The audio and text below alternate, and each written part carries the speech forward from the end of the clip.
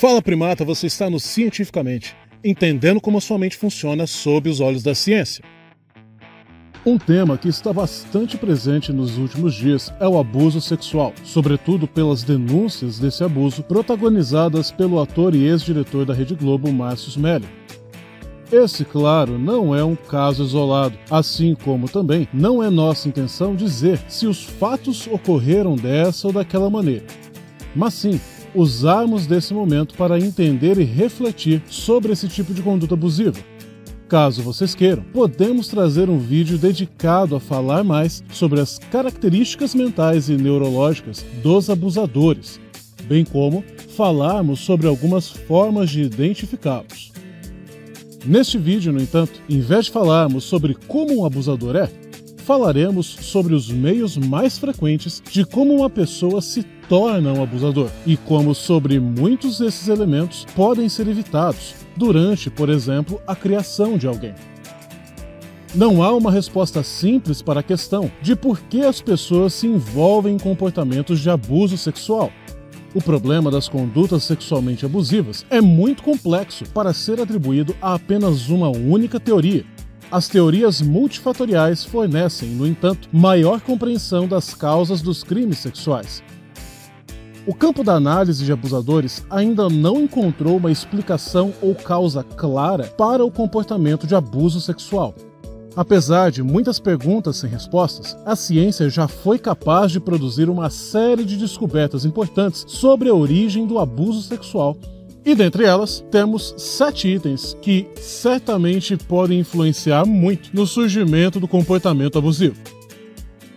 Número 1. Não existe um único fator ou causa que, isoladamente, provoque o comportamento de abuso sexual. As pesquisas mais recentes sugerem que uma combinação de fatores provavelmente contribui para o comportamento sexual ofensivo, ou seja, não existe um único fato isolado que tenha sido reconhecido como capaz de, sozinho, fazer uma pessoa se tornar um abusador. O mais provável é que existam uma variedade de fatos que influenciam alguém a exercer esse tipo de comportamento. Um exemplo disso seria observarmos que a maioria dos abusadores sofreram abusos também durante a infância. Mas nem todas as pessoas que passaram por abusos sexuais na infância se tornam necessariamente abusadores na vida adulta. 2. Condições negativas ou adversas no desenvolvimento inicial de um indivíduo. Condições negativas ou adversas, sobretudo na primeira infância, levam a um apego fraco aos outros, particularmente em relação aos cuidadores, e essas condições contribuem para o desenvolvimento de um comportamento sexual abusivo. Essas condições negativas ou adversas podem incluir o próprio abuso sexual ou físico, bem como a negligência e a ausência emocional. 3. Como outros comportamentos, o abuso sexual parece ser um comportamento aprendido. Cientificamente falando, a aprendizagem de um comportamento sexualmente abusivo é influenciada por reforço e punição. Se a punição percebida por abuso sexual for suficiente, os comportamentos dessa natureza terão menos probabilidade de ocorrer. No entanto, as punições específicas necessárias para mitigar os abusos sexuais permanecem mais obscuras, insuficientes ou mesmo inexistentes, especialmente se observarmos sob o prisma dos pensamentos exagerados e irracionais mantidos por muitos abusadores. 4. Muitos abusadores sexuais têm pensamentos exagerados e irracionais que constroem padrões errados de interpretação da realidade. Cientificamente falando, esses padrões de pensamento distorcidos parecem estar envolvidos na manutenção de um comportamento sexual mal direcionado ou desviante. Muitas crianças vítimas de agressão sexual costumam apresentar pensamentos e crenças incorretas relacionadas à própria agressão, desenvolvendo comportamentos sexuais ofensivos na idade adulta. Esses erros de pensamento costumam ser muito semelhantes aos mitos comuns sobre o abuso sexual para o agressor. Por exemplo, que não há nada de errado com isso, que nenhum dano é causado, ou mesmo que a vítima deseja e gosta daquele comportamento. 5.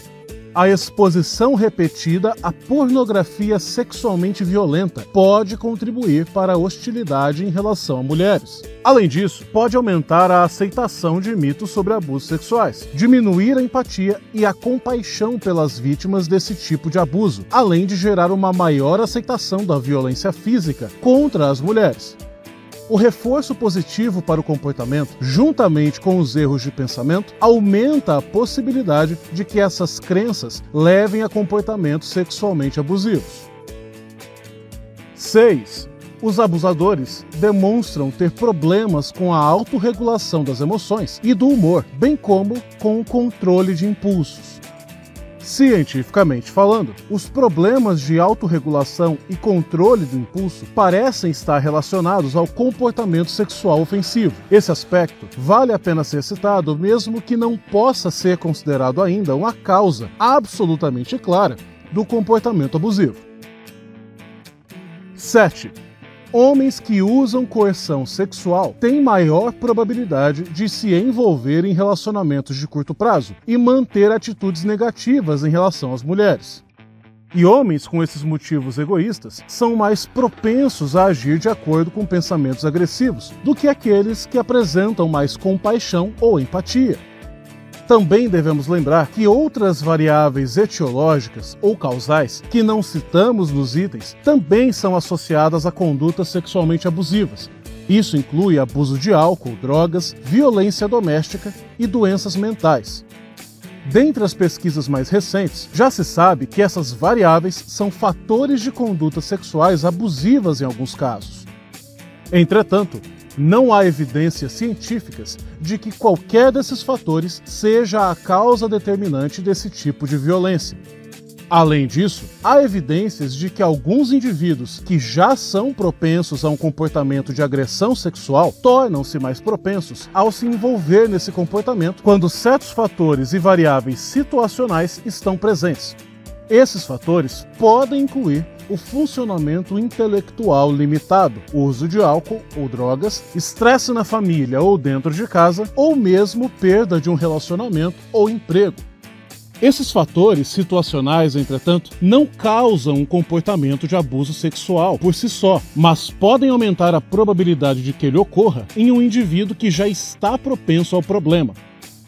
Dessa maneira, nada mais razoável que busquemos educar corretamente nossos filhos, sobrinhos e irmãos menores para que esse tipo de comportamento não passe pelos estímulos que aumentam a probabilidade desse tipo de comportamento surgir, bem como nossas filhas, sobrinhas e irmãs menores, para que estejam atentas a esses sinais em relacionamentos e pessoas que vierem a conhecer. E o mesmo cuidado vale para as nossas próprias atitudes, de nossos amigos, pais, tios, avós e assim por diante. Se desejamos um futuro mais seguro para homens e mulheres, a ciência mostra que não adianta esperar por mudanças que venham do nada, mas sim que devemos construir esse futuro hoje, agora. Gostou desse vídeo? Se inscreva no canal ativando as notificações, deixe seu like e compartilhe com seus amigos e família, que, de verdade, é muito importante para nós sabermos se você gosta desse tipo de conteúdo para continuarmos produzindo, bem como para ajudar o algoritmo da plataforma a dar relevância para o nosso canal. Com isso, você nos ajuda demais a construir uma comunidade do bem interessada em conteúdos científicos sobre a mente. E, é claro, se tiver sugestões de temas sobre a mente, psicologia, comportamentos, só deixar nos comentários que sua sugestão pode virar um vídeo como esse. Obrigado e até a próxima!